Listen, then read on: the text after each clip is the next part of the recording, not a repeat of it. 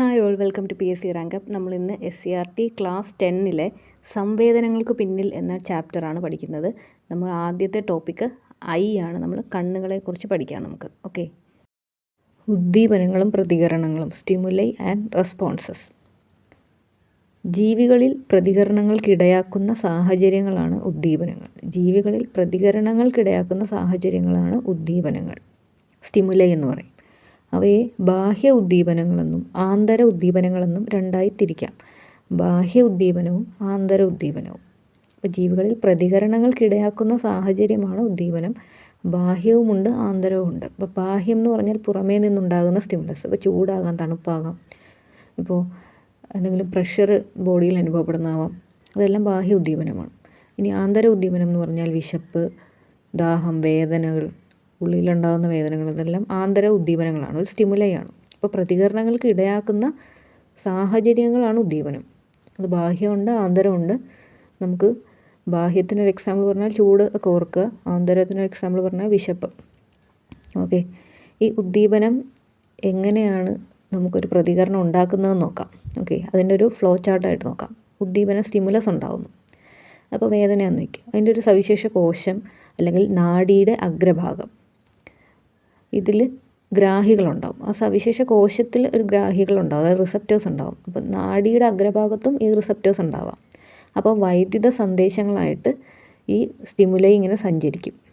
അത് ഒരു receptor potential ഉണ്ടാക്കും. ഓക്കെ, റിസപ്റ്റർ പൊട്ടൻഷ്യൽ ഉണ്ടാക്കും. അതിനുശേഷം ഇത് പൊട്ടൻഷ്യൽ ഉയർന്ന അളവിലേക്ക് വന്ന ശേഷം ഗ്രാഹിയുമായി ബന്ധപ്പെട്ട ന്യൂറോണിൽ ആക്ഷൻ പൊട്ടൻഷ്യൽ ഉണ്ടാകും. അപ്പോൾ സ്റ്റിമുലൈ റിസപ്റ്ററിലെത്തും, അതായത് ഗ്രാഹിയിലെത്തും. ഗ്രാഹിയിലെ വൈദ്യുത സന്ദേശങ്ങൾ റിസപ്റ്റർ പൊട്ടൻഷ്യൽ എന്നറിയപ്പെടുന്നു. ഈ റിസപ്റ്റർ പൊട്ടൻഷ്യൽ ഉയർന്ന അളവിൽ ആകുമ്പോഴത്തേക്കുമാണ് ഗ്രാഹിയുമായി ബന്ധപ്പെട്ട ന്യൂറോണിൽ ആക്ഷൻ പൊട്ടൻഷ്യൽ ഉണ്ടാകുന്നത്. അത് നാഡീയ ആവേഗമായിട്ട് മാറും. അതായത് സ്റ്റിമുലസ് എന്തായിട്ട് മാറും? ഇമ്പൾസായിട്ട് മാറും, നെർവ് ഇമ്പൾസസ് ആയിട്ട് മാറും. അപ്പോൾ ഈ ഉദ്ദീപനം എന്തായി? ആവേഗമായിട്ട് മാറി. അതാണ് ബ്രെയിനിലേക്ക് കിട്ടുന്നത്. ഓക്കെ, സ്റ്റിമുലൈ റിസപ്റ്റർ, അതായത് ഉദ്ദീപനം ഗ്രാഹി, അവിടെ ഗ്രാഹിയിൽ റിസപ്റ്റർ പൊട്ടൻഷ്യൽ, ഗ്രാഹിയിലുണ്ടാകുന്ന പൊട്ടൻഷ്യലാണ് റിസപ്റ്ററിലുണ്ടാകുന്ന പൊട്ടൻഷ്യൽ, റിസപ്റ്റർ പൊട്ടൻഷ്യൽ. അവിടുന്ന് അത് ആക്ഷൻ പൊട്ടൻഷ്യലായിട്ട് ഇമ്പൾസായിട്ട് മാറും. ഇനി ഗ്രാഹികളും സംവേദനങ്ങളും, അതായത് സെൻസറി റിസപ്റ്റേഴ്സും സെൻസസും എന്താണെന്ന് നോക്കാം. ഗ്രാഹികളിലൂടെ തിരിച്ചറിയാവുന്നത്, റിസപ്റ്ററിലൂടെ തിരിച്ചറിയാവുന്ന സ്റ്റിമുലസുകളാണ് പൊതു സംവേദനം, അത് ജനറൽ സെൻസസ് എന്ന് പറയുന്നത്. അതും പ്രത്യേക സംവേദനങ്ങൾ, സ്പെഷ്യൽ സെൻസസ് എന്നും ഇതിനെ രണ്ടായിട്ട് തിരിക്കാം. ഗ്രാഹികളിലൂടെ തിരിച്ചറിയാവുന്ന സംവേദനങ്ങളെ പൊതു സംവേദനങ്ങളെന്നും പ്രത്യേക സംവേദനങ്ങളെന്നും രണ്ടായി തിരിക്കാം. ഓക്കെ, പൊതു സംവേദനങ്ങളെന്ന് പറഞ്ഞാൽ എന്താണ്? സ്പർശം, വേദന, ചൂട്, മർദ്ദം, ഇതൊക്കെ എവിടെയാണെങ്കിലും നമുക്ക് മനസ്സിലാവും. ത്വക്കിൽ, പേശികളിൽ, സന്ധികളിൽ, ഇതൊക്കെ ചൂട്, മർദ്ദം, വേദനയൊക്കെ നമുക്ക് മനസ്സിലാവുന്നതാണ്. ആന്തരാവയവങ്ങളിലും വേദനകളുണ്ടെങ്കിൽ നമുക്ക് മനസ്സിലാവും. രക്തക്കുഴലുകൾ എന്നിവയിൽ ഗ്രാഹികളാണ് ഈ പൊതു സംവേദനങ്ങളായ സ്പർശം, വേദന, ചൂട്, മർദ്ദം എല്ലാം തിരിച്ചറിയുന്നത്. ഓക്കെ,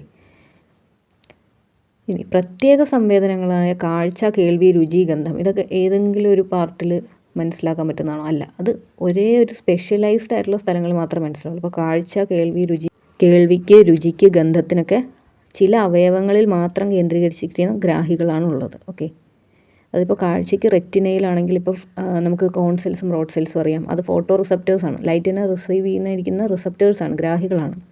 അപ്പോൾ അത് കണ്ണിൽ മാത്രമേ ഉള്ളൂ. അങ്ങനെ കാഴ്ച, കേൾവി, രുചി, ഗന്ധം എന്നിവയെ ചില അവയവങ്ങളിൽ മാത്രം കേന്ദ്രീകരിച്ചിരിക്കുന്ന ഗ്രാഹികളാണ് തിരിച്ചറിയുന്നത്. അപ്പോൾ രുചി തിരിച്ചറിയണമെങ്കിൽ നമുക്ക് നാവിലുള്ള മുകുളങ്ങൾ വഴി മാത്രമേ മനസ്സിലാവുള്ളൂ.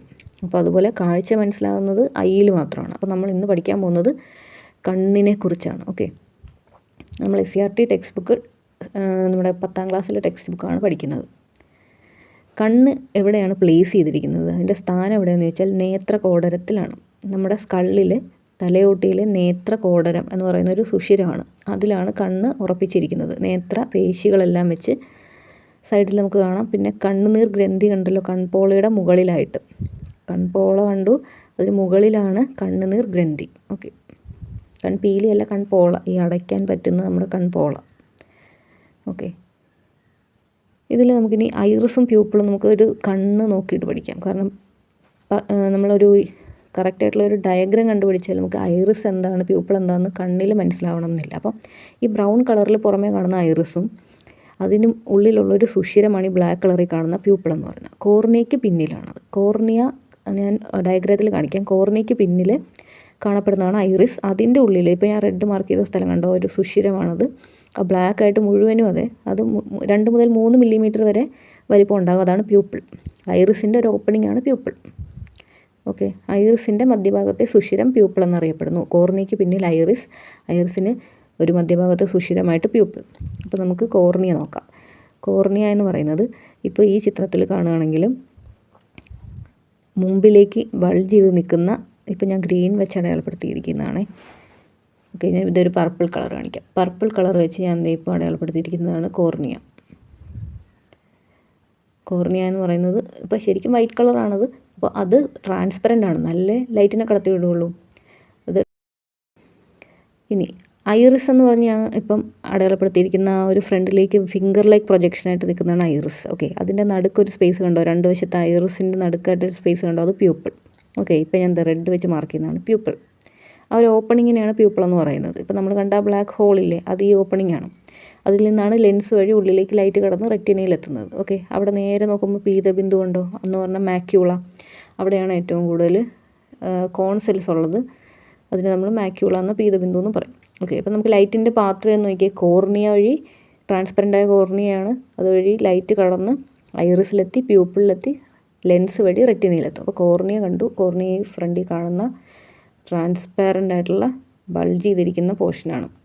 അടുത്തത് ഐറിസ് കണ്ടു, അതിൻ്റെ ഫിംഗർ ലൈക്കായിട്ട് ഫ്രണ്ടിലേക്ക് നീങ്ങി നിൽക്കുന്നത്. പിന്നെ പ്യൂപ്പിൾ കണ്ടു, അതിൻ്റെ ഇടയിലുള്ള ഗ്യാപ്പ്, ഐറിസിൻ്റെ മധ്യഭാഗത്തുള്ള ഓപ്പണിംഗ് ആണ് പ്യൂപ്പിൾ. ഇനി നേത്രാവരണം എന്താണെന്ന് നോക്കാം. കൺജങ്ക്റ്റീവ എന്ന് പറയും. കോർണിയ നമ്മൾ കണ്ടല്ലോ ഫ്രണ്ടിലേക്ക് ബൾജ് ചെയ്ത് നിൽക്കുന്ന, ആ കോർണിയ ഒഴികെ, ഇതിപ്പോൾ ഞാൻ വരയ്ക്കാം, കോർണിയ ഒരു ബൾജ് ചെയ്ത് നിൽക്കുന്ന ഒരു പോർഷനില്ലേ, അതൊഴികെ കൺപോളകൾ ഉൾപ്പെടെ, നമ്മുടെ കൺപോള ഉണ്ടല്ലോ, അവിടെയുള്ള കണ്ണിൻ്റെ മുൻഭാഗത്തെ പൊതിഞ്ഞ് കാണുന്ന ഒരു സ്ഥലമാണ് നേത്രാവരണം. കൺപോളകൾ ഉൾപ്പെടെയുള്ള കണ്ണിൻ്റെ മുൻഭാഗത്തെ പൊതിഞ്ഞ് കാണുന്ന സ്ഥലമാണ് നേത്രാവരണം. ഇതെന്ത് ചെയ്യും? കണ്ണിനെ സംരക്ഷിക്കും, ഈർപ്പമുള്ളതും വഴുവഴുപ്പുള്ളതുമാക്കും, പൊടി, രോഗാണുക്കൾ, മറ്റു പദാർത്ഥങ്ങൾ എന്നിവ കണ്ണിലേക്ക് കടക്കുന്നത് തടയും. ഇതൊക്കെയാണ് നേത്രാവരണത്തിൻ്റെ ധർമ്മങ്ങൾ. ഓക്കെ, കണ്ണിനെ സംരക്ഷിക്കും, ഈർപ്പമുള്ളതും വഴുവഴുപ്പുള്ളതുമാക്കും, പൊടി, രോഗാണുക്കൾ മറ്റും കടന്ന് കയറുന്നത് തടയും. അടുത്തത് നമുക്ക് കണ്ണുനീർ ഗ്രന്ഥി എന്താണെന്ന് നോക്കാം. അത് നമ്മൾ പറഞ്ഞു കൺപോളയ്ക്ക് മുകളിലാണ്, കണ്ടോ, കൺപോളയ്ക്ക് മുകളിൽ. ഓക്കെ, അത് ലാക്രിമൽ ഗ്ലാൻസ് എന്നാണ് അറിയപ്പെടുന്നത്. കണ്ണുനീർ ഉൽപ്പാദിപ്പിക്കുന്നതാണ് കണ്ണുനീർ ഗ്രന്ഥി. ഓക്കെ, ഈ ഗ്രന്ഥി കൺപോളകൾക്ക് മുകളിൽ കാണുന്നു. കണ്ണുനീർ കണ്ണിൻ്റെ ഉപരിതലത്തെ ഈർപ്പമുള്ളതാക്കുന്നതിനും പോഷകങ്ങൾ നൽകുന്നതിനും മാലിന്യം പുറന്തള്ളുന്നതിനും അത്യാവശ്യമാണ്. കണ്ണുനീരെന്തിനാണ്? കണ്ണിൻ്റെ ഉപരിതലത്തെ ഈർപ്പമുള്ളതാക്കാനും പോഷകം നൽകാനും മാലിന്യം പുറന്തള്ളുന്നതിനുമാണ്. അണുബാധയിൽ നിന്ന് രക്ഷിക്കാൻ ഒരു എൻസൈമും കൂടെ ഉണ്ട് കണ്ണുനീരിൽ, അതാണ് ലൈസോസൈം. എൻസൈം എന്നറിയില്ലേ, അതുപോലെ ലൈസോസൈം എൻസൈമാണ്, അതുകൊണ്ട് ഇത് ലൈസോസൈമാണ്, സൈം. ഓക്കെ, അതൊരു PYQ ആണ്, കണ്ണുനീരിലുള്ള എൻസൈം ഏതാണ്. ഇനി നമുക്ക് കണ്ണിലെ പാളികൾ പഠിക്കാം. 3 പാളികളുണ്ട് കണ്ണിന്. ഓക്കെ, 3 ലെയേഴ്സാണ് ഐക്കുള്ളത്. ഒന്ന് ദൃഢപടലം അല്ലെങ്കിൽ ബാഹ്യപാളിയാണ് ദൃഢപടലം, അതിനെ സ്ക്ലീറ എന്നറിയപ്പെടും. കേട്ടോ, സ്ക്ലീറ, ദൃഢപടലം അല്ലെങ്കിൽ സ്ക്ലീറ. ഈ പാളികളെ പറയുന്നതാണ് പടലം. ഓക്കെ, ദൃഢപടലം അല്ലെങ്കിൽ സ്ക്ലീറ. ഇനി അടുത്തത് രക്തപടലം, മധ്യപാളിയാണ്, നടുക്കുള്ളതാണ്, കൊറോയിഡ് എന്ന് പറയും, കൊറോയിഡ്. അടുത്തത് മൂന്നാമത്തത് റെറ്റിന, അത് ദൃഷ്ടിപടലം. ദൃഷ്ടി എവിടെയാണ് നമുക്ക് കാഴ്ച സാധ്യമാക്കുന്നത്? റെറ്റിനയിലാണല്ലേ. അപ്പോൾ റെറ്റിന ദൃഷ്ടിപടലം. ആന്തരപാളിയാണ്, ഏറ്റവും ഉള്ളിലാണ്. അപ്പോൾ ഫസ്റ്റ് സ്ക്ലീറ, സെക്കൻഡ് കൊറോയിഡ്, ഉള്ളിൽ റെറ്റിന. അതായത് ദൃഢപടലം, രക്തപടലം, ആന്തരപടലം അല്ലെങ്കിൽ ദൃഷ്ടിപടലം. ദൃഢപടലം എന്ത് ചെയ്യും? കണ്ണിന് ഉറപ്പും സംരക്ഷണവും നൽകും. ഉറപ്പും സംരക്ഷണവും നൽകുന്നത് എന്താണ്? ദൃഢപടലം. ഓക്കെ, സ്ക്ലീറ ഏറ്റവും റൈറ്റ് സൈഡിൽ മുകളിൽ, ഇപ്പം ഞാൻ മാർക്ക് ചെയ്യുന്നത് നോക്ക്, അതാണ് ദൃഢപടലം. ഓക്കെ, ഇപ്പോൾ ഞാൻ ഗ്രീൻ കാണിക്കുന്നത്, അവിടെ ഓൾറെഡി വൈറ്റ് ഇട്ടിരിക്കുന്നതാണ്, അത് മാർക്ക് ചെയ്യാൻ വേണ്ടി ഞാൻ ഗ്രീൻ കാണിക്കുന്നതാണിത്. ദൃഢപടലം, സ്ക്ലീറ. ഓക്കെ, അത് കണ്ണിന് ഉറപ്പും സംരക്ഷണവും നൽകുന്നു. ഓക്കെ, അടുത്തത് രക്തപടലം, മധ്യപാളി, കൊറോയിഡ് എന്നറിയപ്പെടും. ആന്തരപാളിയായ ദൃഷ്ടിപടലമുണ്ടല്ലോ റെറ്റിന, റെറ്റിനയ്ക്ക് പോഷകവും ഓക്സിജനും നൽകും, ഊഷ്മാവ് ക്രമീകരിക്കുകയും ചെയ്യും. ന്യൂട്രിയൻസും അത് പോഷകങ്ങളും ഓക്സിജനും, O2 ന്യൂട്രിയൻസും ഓക്സിജനും റെറ്റിനയ്ക്ക് കൊടുക്കുന്നതുമാണ്, ഊഷ്മാവ് ക്രമീകരിക്കുകയും ചെയ്യുന്നുണ്ട്. ഓക്കെ, അത് കാണിക്കാം, പിക്ചറിൽ നോക്കാം നമുക്ക്. രക്തപടലം എന്താണ്? ആന്തരപാളിയാണ്. ദൃഷ്ടിപടലം റെറ്റിനയ്ക്ക് പോഷകവും ഓക്സിജനും നൽകുന്നു. ഓക്കെ, രക്തപടലം nutrients and oxygen to retina. അതെ, നോക്കാം, മെറൂൺ കളറിൽ ഇവിടെ കാണുന്നതാണ് നടുക്ക്, സ്ക്ലീറയ്ക്കും റെറ്റിനയ്ക്കും ഇടയിൽ കാണുന്നതാണ് കൊറോയിഡ് എന്ന് പറയുന്നത്. അത് മുഴുവൻ ബ്ലഡ് വെസൽസ് ആണുള്ളത്, അതുകൊണ്ടാണത് റെഡ് കളറിൽ കാണുന്നത്. ഓക്കെ, അങ്ങനെയാണത് ന്യൂട്രിയൻസും ഓക്സിജനും ഒക്കെ റെറ്റിനയ്ക്ക് കൊടുക്കുന്നതെന്ന് പറയുന്നത്. ഓക്കെ, സ്ക്ലീറ ഉറപ്പും സംരക്ഷണവും നൽകുന്നു. കൊറോയിഡ് റെറ്റിനയ്ക്ക് ന്യൂട്രിയൻസും ഓക്സിജനും പ്രൊവൈഡ് ചെയ്യുന്നു, ടെമ്പറേച്ചർ ഊഷ്മാവ് മെയിൻറ്റെയിൻ ചെയ്യുന്നു. ഓക്കെ, അടുത്തത് നമുക്ക് റെറ്റിന നോക്കാം. റെറ്റിന ദൃഷ്ടിപടലമാണ്, ആന്തരപാളിയാണ്, ഏറ്റവും ഉള്ളിലുള്ളതാണ് റെറ്റിന. അതിൽ പ്രകാശഗ്രാഹി കോശങ്ങളുണ്ട്, അവിടേക്കാണ് പ്രകാശം വന്ന് പതിക്കുന്നത്. അപ്പോൾ അതിനെ റിസീവ് ചെയ്യാൻ അവിടെ റിസപ്റ്റർ വേണമല്ലോ, അതുകൊണ്ട് പ്രകാശഗ്രാഹി കോശങ്ങളുണ്ട് അവിടെ. അത് ഏറ്റവും കൂടുതൽ കോൺ സെൽസ് ഉള്ളതാണ് പീതബിന്ദു മാക്യൂള എന്നിവിടെ അടയാളപ്പെടുത്തിയിരിക്കുന്നത്. ഇനി റെറ്റിനയുടെ നിർബന്ധമാണ് അവിടെ റോഡ് സെൽസും കോൺ സെൽസും ഉണ്ട്, അത് ലൈറ്റിനെ റിസീവ് ചെയ്യുന്നു, ഇമേജ് ഫോം ചെയ്യുന്നു. ഓക്കെ, ഇമേജ് ഫോർമേഷനും ഉണ്ട്. അപ്പോൾ സ്ക്ലീറ ഉറപ്പ്, സംരക്ഷണം, ദൃഢപടലമാണ്. കൊറോയിഡോ രക്തപടലമാണിത്. റെറ്റിനയ്ക്ക് ന്യൂട്രിയൻസും ഓക്സിജനും കൊടുക്കും. അവിടെ ബ്ലഡ് വെസൽസ് എല്ലാം ഒരുപാടുള്ള ലെയർ ഏതാണെന്ന് ചോദിച്ചാലും കൊറോയിഡാണ്, അതായത് രക്തപടലമാണ്. ഇനി റെറ്റിന എന്താണ്? റോഡ് സെൽസും കോൺ സെൽസും പോലെയുള്ള ഫോട്ടോ റിസപ്റ്റേഴ്സ് ഉള്ള ലെയറാണ്. അവിടെ ഇമേജ് ഫോർമേഷൻ നടക്കുന്നത് റെറ്റിനയിലാണ്. ഓക്കെ, പീതബിന്ദു ഉള്ളത് റെറ്റിനയിലാണ്, മാക്യൂള എന്നറിയപ്പെടും. അവിടെ കോൺ സെൽസ് ആണ് ഏറ്റവും കൂടുതൽ. ഇനി ഒപ്റ്റിക് നെർവ് കണ്ടല്ലോ, ഈ നീണ്ടു നിൽക്കുന്നത് കണ്ണിന്, അവിടെയാണ് ബ്ലൈൻഡ് സ്പോട്ട്. അത് തുടങ്ങുന്ന സ്ഥലത്താണ് ബ്ലൈൻഡ് സ്പോട്ട് ഉള്ളത്. അവിടെ റോഡ് സെൽസും ഇല്ല, കോൺ സെൽസും ഇല്ല. അപ്പോൾ നമുക്ക് കണ്ണിലെ പാളുകൾ പറഞ്ഞു. ഇനി അതിന് അനുബന്ധമായ ഭാഗമുണ്ട്. അപ്പോൾ നമ്മൾ സ്ക്ലീറ പറഞ്ഞപ്പോൾ സ്ക്ലീറ കഴിഞ്ഞ് മുമ്പോട്ട് ബൾജ് ചെയ്ത് നിൽക്കുന്ന കോർണിയയുടെ കാര്യം നമ്മൾ ഓൾറെഡി കണ്ടു. അത് സ്ക്ലീറയിൽ നിന്ന് ബൾജ് ചെയ്ത് നിൽക്കുന്നതാണ്. പക്ഷേ അത് സ്ക്ലീറ എന്നല്ല പറയുക, അതിൻ്റെ ഒരു അനുബന്ധ ഭാഗമായിട്ട് പറയാം. അത് കണ്ണിൻ്റെ സുതാര്യമായ മുൻഭാഗമാണ്. ഓക്കെ, കോർണിയ ഉണ്ടല്ലോ ഫ്രണ്ടിൽ, ഞാൻ റെഡായിട്ട് മാർക്ക് ചെയ്തുകൊണ്ടിരിക്കുന്ന, ശരിക്കും അത് വൈറ്റാണ്. കോർണിയ എന്ന് പറയുന്നത്, കോർണിയ സുതാര്യമാണ്. ഓക്കെ, സുതാര്യമായ മുൻഭാഗം, കണ്ണിൻ്റെ മുൻഭാഗമാണ് കോർണിയ. ഓക്കെ, ആ ലൈൻ ഇട്ടിരിക്കുന്നത് ശ്രദ്ധിക്കണ്ട കേട്ടോ അത്. ഓക്കെ, അടുത്ത പ്യൂപ്പിളിൽ നിന്ന്, അതായത് കോർണിയ വഴി നേരെ ഐറിസിലൂടെ പ്യൂപ്പിൾ വഴി നേരെ ലെൻസിലെത്തി അവിടെ നിന്ന് പോകണമല്ലോ റെറ്റിനയിലേക്ക് ലൈറ്റ്. അപ്പോൾ കോർണിയ ഒരു സുതാര്യമായ മുൻഭാഗമായിരിക്കണം. എന്തിൻ്റെ? സ്ക്ലീറയുടെ അനുബന്ധ ഭാഗമായിട്ട് നമുക്ക് കോർണിയ പറയാം. പ്രകാശത്തെ കണ്ണിലേക്ക് പ്രവേശിപ്പിക്കുന്നു. അടുത്തത് രക്തപടലം, മധ്യപാളി. അതിന് 3 അനുബന്ധ ഭാഗങ്ങളുണ്ട്. സീലിയറി പേശി, ഐറിസ്, കോൺവെക്സ് ലെൻസ്. ഓക്കെ, ദൃഷ്ടിപടലത്തിന് പോഷകവും ഓക്സിജനും നൽകുന്നു, ഊഷ്മാവ് ക്രമീകരിക്കുന്നു. അത് നമ്മൾ പഠിച്ചു. ഇതിന് 3 അനുബന്ധ ഭാഗമുള്ളതാണ് സീലിയറി പേശി, ഐറിസ്, കോൺവെക്സ് ലെൻസ്. നമ്മുടെ ലെൻസ് ഏതാണ്? കോൺവെക്സ് ആണ്. ബൈ കോൺവെക്സ് എന്ന് പറഞ്ഞാൽ ശരിയാണ്, 2 വശവും ബൾജ് ചെയ്തിരിക്കുന്നുണ്ട്. ഓക്കെ, അത് നോക്കാം. കോർണിയ സ്ക്ലീറയുടെ കൂടെ പറഞ്ഞു. ഇനി സീലിയറി പേശിയാണ്, ഞാൻ ഇപ്പോൾ അവിടെ ഒരു റെഡ് ചെറുതായിട്ട് പോയിൻ്റ് ചെയ്ത് മാർക്ക് ചെയ്തിട്ടുണ്ട്. ഓക്കെ, അതാണ് സീലിയറി പേശി. പിന്നെ ഐറിസ് ഉണ്ട്, അത് നമ്മൾ പറഞ്ഞ ഫിംഗർ ലൈക്ക് പ്രൊജക്ഷൻ. പിന്നെ ലെൻസ് ഉണ്ട്. ഓക്കെ, ഐറിസിനൊപ്പം നമ്മൾ പ്യൂപ്പിൾ പറയുന്നതുകൊണ്ടാണ് അതിവിടെ പറയാത്തത്.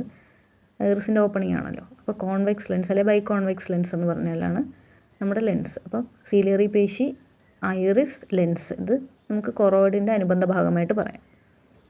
ഓക്കെ, കൊറോയിഡ് എന്ന് പറഞ്ഞാൽ രക്തപടലമാണ്. അവിടെ സീലിയറി മസിലുണ്ട്, ഐറിസ് ഉണ്ട്, ലെൻസ് ഉണ്ട്. ഓക്കെ, ഇത്രയാണ് നമ്മൾ ആ ടേബിളിൽ നിന്ന് കൊറോയിഡിനെ കുറിച്ച് കണ്ടത്. ഇനി അത് സീലിയറി മസിൽ എന്തിനാണ്, ഐറിസ് എന്താ ചെയ്യുന്നത്, ലെൻസ് എന്താ ചെയ്യുന്നതെന്നൊക്കെ നോക്കാം. ഓക്കെ,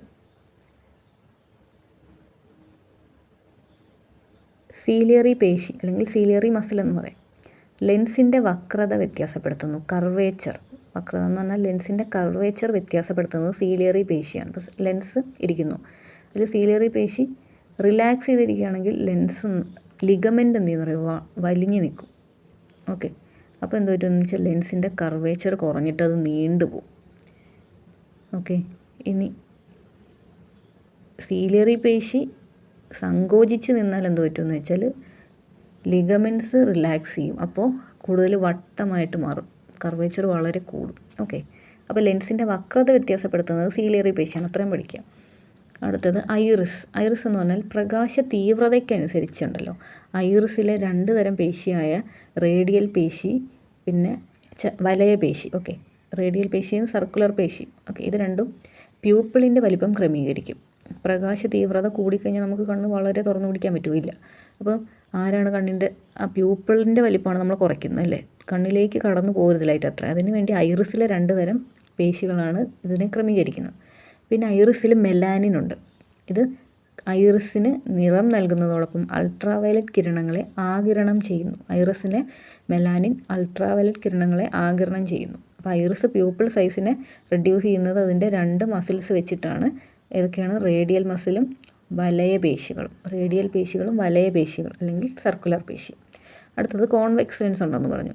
വസ്തുവിൻ്റെ എന്ത് തരം ഇമേജാണ് കോൺവെക്സ് ലെൻസ് ഫോം ചെയ്യിക്കുന്നത്? ചെറുത്, യഥാർത്ഥം, തലകീഴായത്. Small, real, inverted. ചെറുത്, യഥാർത്ഥം, തലകീഴ്. Small, real, inverted. ലെൻസ് നോക്കാം, എന്ത് ഇമേജാണ് ഫോം ചെയ്യുന്നത്? സ്മോൾ, റിയൽ, ഇൻവേർട്ടഡ് ഇമേജാണ് ഫോം ചെയ്യുന്നത് നമ്മുടെ കോൺവെക്സ് ലെൻസ്. ഓക്കെ. ഇപ്പോൾ നമ്മൾ പറഞ്ഞത് സ്ക്ലീറയുടെ അനുബന്ധ ഭാഗമായിട്ട് പറഞ്ഞത് കോർണിയ, കൊറോയിഡിൻ്റെ അനുബന്ധമായിട്ട് പറഞ്ഞത് സീലിയറി പേശി, ഐറിസ്, ലെൻസ്. ലെൻസിൻ്റെ ക്യാരക്ടേഴ്സാണ് നമ്മൾ പറഞ്ഞത്. അത് എന്ത് തരം ഇമേജ് ഉണ്ടാക്കും? Small, real and inverted image. Okay. ഐറിസിലെ പേശികൾ 2 പ്യൂപ്പിളിൻ്റെ ക്രമീകരിക്കാൻ ഹെൽപ്പ് ചെയ്യുന്നത്. ഓക്കെ. ഇനി സീലിയറി പേശിയാണ് ലെൻസിൻ്റെ വക്രത ക്രമീകരിക്കുന്നത്. ഓക്കെ. ഐറിസിലെ 2 മസിൽസ് പ്യൂപ്പിളിൻ്റെ സൈസും ക്രമീകരിക്കും. പ്യൂപ്പിൾ ഉണ്ടല്ലോ, പ്യൂപ്പിൾ ഐറിസിൻ്റെ ഇടയിലുള്ള ഗ്യാപ്പാണ്. ഓക്കെ. ഇതിപ്പോൾ കൃത്യമായിട്ട് മനസ്സിലായിട്ടുണ്ടല്ലോ. അപ്പോൾ നമുക്കിനി റെറ്റിന നോക്കാം. അപ്പോൾ ദൃഢപടലം കണ്ണിന് ഉറപ്പും സംരക്ഷണവും നൽകുന്നു. അതിൻ്റെ അനുബന്ധ ഭാഗം കോർണിയ, കണ്ണിൻ്റെ സുതാര്യമായ മുൻഭാഗമാണത്. പ്രകാശത്തെ കണ്ണിലേക്ക് പ്രവേശിപ്പിക്കുന്നു. അടുത്തത് രക്തപടലം, മധ്യപാളി. അത് ആന്തരപാളിയായ ദൃഷ്ടിപടലത്തിന് പോഷകവും ഓക്സിജൻ നൽകുന്നതോടൊപ്പം ഊഷ്മാവ് ക്രമീകരിക്കുന്നു. ഓക്കെ. ടെമ്പറേച്ചർ മെയിൻറ്റെയിൻ ചെയ്യാൻ വേണ്ടി ഹെൽപ്പ് ചെയ്യുന്നുണ്ട്. ഊഷ്മാവ് ക്രമീകരിക്കുന്ന ആരാണെന്ന് വെച്ചാൽ കൊറോയിഡാണ്. ഇവിടെ റെറ്റിനയുടെ. ഓക്കെ. അടുത്തത് അതിൻ്റെ അനുബന്ധ ഭാഗങ്ങളായിട്ട് സീലിയറി പേശി, ഐറിസ്, കോൺവെക്സ് ലെൻസ്. സീലിയറി പേശി ലെൻസിൻ്റെ വക്രത വ്യത്യാസപ്പെടുത്തുന്നു. ഐറിസ് പ്യൂപ്പിളിൻ്റെ വലിപ്പം ക്രമീകരിക്കുന്നു. അതിൽ മെലാനിൻ ഉണ്ട്, അത് അൾട്രാവയലറ്റ് കിരണങ്ങളെ ആഗിരണം ചെയ്യുന്നു, കളറും നൽകുന്നു ഐറിസിന്. കോൺവെക്സ് ലെൻസ് ചെറുതും യഥാർത്ഥവും തലകീഴായതുമായ പ്രതിബിംബത്തെ റെറ്റിനയിൽ രൂപപ്പെടുത്തുന്നു. ഓക്കെ. ഇനി ദൃഷ്ടിപടലം. പ്രകാശഗ്രാഹി കോശങ്ങളെ വഹിക്കുന്നു, പ്രതിബിംബം രൂപപ്പെടുത്തുന്നു. പ്രകാശഗ്രാഹി പാളിയുണ്ട് അവിടെ. 3 പാളികളുണ്ട് ദൃഷ്ടിപടലത്തിന്. പ്രകാശഗ്രാഹികളുടെ പാളി, ബൈപോളാർ കോശപാളി, ഗാംഗ്ലിയോൺ കോശപാളി. ഓക്കെ. പ്രകാശഗ്രാഹികളുടെ കോശപാളി, ബൈപോളാർ കോശപാളി, ഗാംഗ്ലിയോൺ കോശപാളി. പ്രകാശഗ്രാഹികളുടെ കോശപാളി നോക്കാം. പ്രകാശഗ്രാഹി കോശങ്ങൾ അവിടെയാണുള്ളത്. ഓക്കെ. റോഡ്സും കോൺസും ഉള്ളത് ഇവിടെ. ആ യെല്ലോ ഗ്രീൻ വന്നിരിക്കുന്ന പോർഷനാണ് പ്രകാശഗ്രാഹികളുടെ പാളി. അത് റോഡ് സെൽസും കോൺ സെൽസും ആണ് അറേഞ്ച് ചെയ്ത് വെച്ചിരിക്കുന്നത്. പിന്നെ ബൈപോളാർ കോശപാളിയാണ് ഇപ്പോൾ ഞാൻ കാണിക്കുന്നത്, ആ റെഡ് മാർക്ക് ചെയ്ത സ്ഥലം. ഓക്കെ. അടുത്ത ഗാംഗ്ലിയോൺ കോശപാളി ഇത്. ഓക്കെ. അപ്പോൾ പ്രകാശഗ്രാഹികളുടെ പാളി, ബൈപോളാർ കോശപാളി, ഗാംഗ്ലിയോൺ കോശപാളി. ഇത് റെറ്റിനയുടെ ഒരു ഛേദം കാണിച്ചിരിക്കുന്നതാണ്. നമുക്ക് ഓരോന്ന് നോക്കാം. പ്രകാശഗ്രാഹികളുടെ പാളി, അതിൽ റോഡ് കോശങ്ങളുണ്ട്, കോൺ കോശങ്ങളുണ്ട്. പ്രകാശഗ്രാഹി കോശങ്ങളെ ഇവ വഹിക്കുന്നു, പ്രതിബിംബം രൂപപ്പെടുത്തുന്നതും റെറ്റിനയാണ്. അതിൽ പ്രകാശഗ്രാഹികളുടെ പാളിയിൽ പ്രകാശഗ്രാഹി കോശങ്ങളായ റോഡ് കോശങ്ങളും വസ്തുക്കളെ ഇരുണ്ട വെളിച്ചത്തിലും കറുപ്പിലും വെളുപ്പിലും തിരിച്ചറിയുന്നു. അപ്പോൾ റോഡ് സെൽസ് എന്തൊക്കെ വെളിച്ചത്തിലാണ് വസ്തുക്കൾ തിരിച്ചറിയുന്നത്? ഇരുണ്ട വെളിച്ചത്തിലും കറുപ്പിലും വെളുപ്പിലും തിരിച്ചറിയുന്നു വസ്തുക്കളെ. ഇരുണ്ട വെളിച്ചത്തിലും വസ്തുക്കളെ തിരിച്ചറിയാൻ പറ്റും, കറുപ്പിലും വെളുപ്പിലും തിരിച്ചറിയാൻ പറ്റും റോഡ് സെൽസിന്, അല്ലെങ്കിൽ റോഡ്സ് എന്ന് പറയാം. റോഡ് സെൽസ് അല്ലെങ്കിൽ റോഡ്സ്, അത് പ്രകാശഗ്രാഹി സെൽസാണ്. Photo receptor സെൽസാണ് റോഡ്സും കോൺസും. അത് ഇരുണ്ട വെളിച്ചത്തിലും കറുപ്പിലും വെളുപ്പിലും വസ്തുക്കളെ തിരിച്ചറിയുന്നു. ഇനി കോൺസ് ആണെങ്കിലോ, അത് തീവ്ര പ്രകാശത്തിൽ കാഴ്ചയും വർണ്ണക്കാഴ്ചയും നൽകുന്നു. കാഴ്ച നൽകുന്നു, അതിന് പ്രകാശം വേണം. വർണ്ണക്കാഴ്ച നൽകുന്നു, കളേർഡ് വിഷൻ നൽകുന്നതും കോൺസ് ആണ്.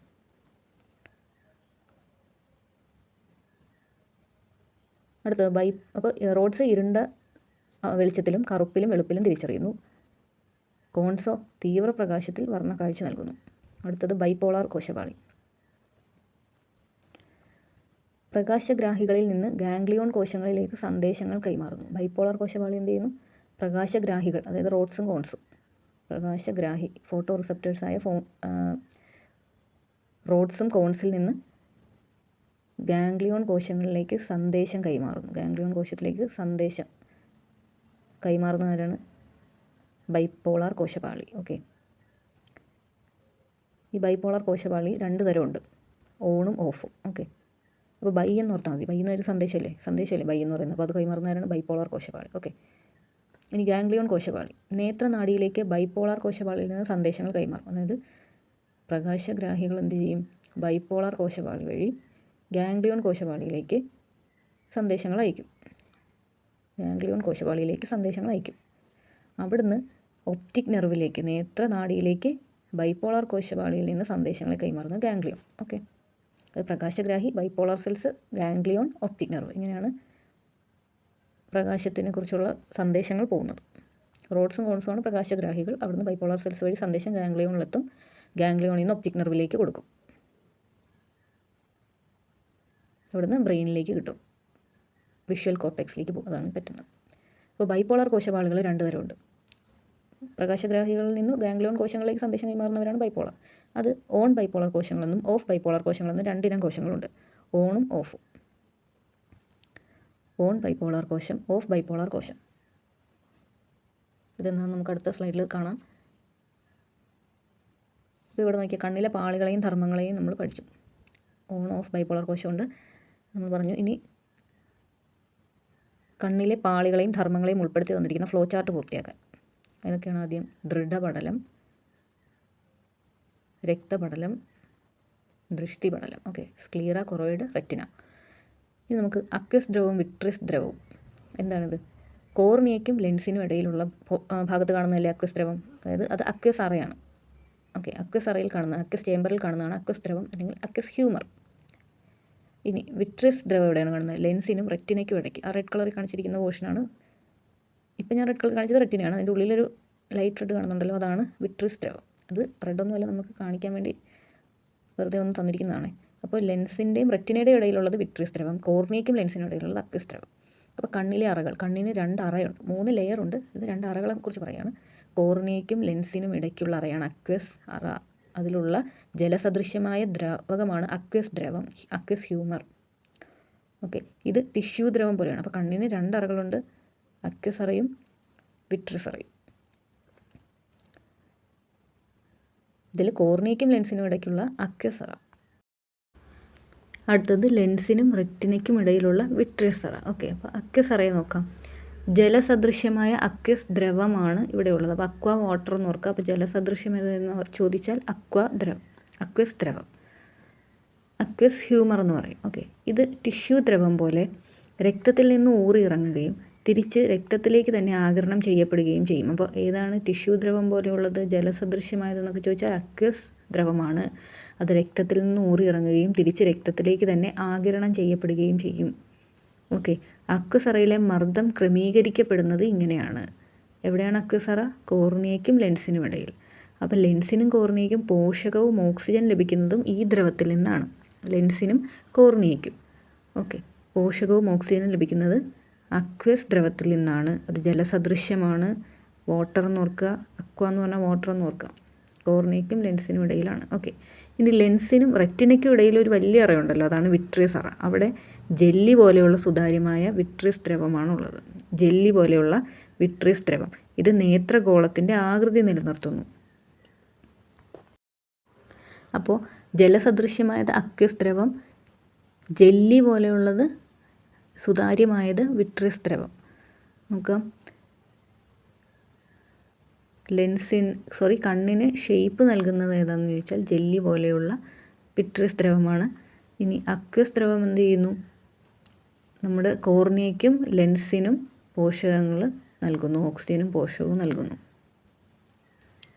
അത് ജലം പോലെയുള്ള വാട്ടറിയാണ്, ജലസദൃശ്യമായതാണ്. അത് ടിഷ്യൂ ദ്രവം പോലെയാണ്, രക്തത്തിൽ നിന്നും ഊറിയിറങ്ങുകയും രക്തത്തിലേക്ക് തന്നെ ആഗിരണം ചെയ്യപ്പെടുകയും ചെയ്യും. അതായത് ഫ്രം ബ്ലഡാണ് to blood, from blood to back to blood. Okay, അങ്ങനെ പോകുന്നതാണ് അക്വസ് ദ്രവം. ടിഷ്യൂ ദ്രവം പോലെയാണ്, ബ്ലഡിൽ നിന്ന് ഊറിയിറങ്ങുന്നതാണ് തിരിച്ചാഗിരണം ചെയ്യപ്പെടുകയും ചെയ്യുന്നു. ഓക്കെ, അപ്പോൾ നമ്മളിപ്പോൾ ഒരു പാത്വേ പഠിച്ചായിരുന്നല്ലോ. കോർണിയ കഴിഞ്ഞാൽ ഐറിസിൻ്റെ നടുക്കുള്ള ഓപ്പണിംഗ് പ്യൂപ്പിൾ, അത് കഴിഞ്ഞാൽ ലെൻസ്, കോൺവെക്സ് ലെൻസ്, പിന്നെ വിട്രിയസ് ദ്രവം. ഇപ്പോൾ നമ്മൾ പഠിച്ച വിട്രിയസ് ദ്രവമാണെന്ന്. അത് കഴിഞ്ഞാൽ റെറ്റിനയിലേക്കാണ് പോകുന്നത്. അപ്പോൾ കോർണിയയ്ക്ക് പിന്നിൽ കാണപ്പെടുന്ന ഭാഗമാണ് ഐറിസിൻ്റെ മധ്യഭാഗത്തെ സുഷിരം പ്യൂപ്പിൾ. നമ്മൾ ആദ്യമേ തന്നെ പറഞ്ഞു. ബ്രൗൺ കളറിൽ കാണുന്നതാണ് ഐറിസ്. അതിൻ്റെ മധ്യഭാഗത്തൊരു സുഷിരമാണ് പ്യൂപ്പിൾ. അത് 2 മുതൽ 3 മില്ലിമീറ്റർ വരെ സാധാരണ അതിന് വലിപ്പം ഉണ്ടാവും. അപ്പോൾ പ്യൂപ്പിളിൻ്റെ വലിപ്പം കൂടുന്നതിലൂടെ സാധാരണയിലും 16 മടങ്ങ് അധികം പ്രകാശത്തെ റെറ്റിനയിലേക്ക് പതിപ്പിക്കാനാകും. പ്യൂപ്പിളിൻ്റെ വലിപ്പം കൂട്ടിയാൽ എന്ത് പറ്റും? സാധാരണയിലും 16 മടങ്ങ് അധികം പ്രകാശം റെറ്റിനയിലേക്ക് പതിപ്പിക്കാം. ഓക്കെ, അതായത് വെളിച്ചം കുറവാണെങ്കിൽ നമുക്ക് പ്യൂപ്പിൾ വലുതായിരിക്കുന്നതല്ലേ നല്ലത്.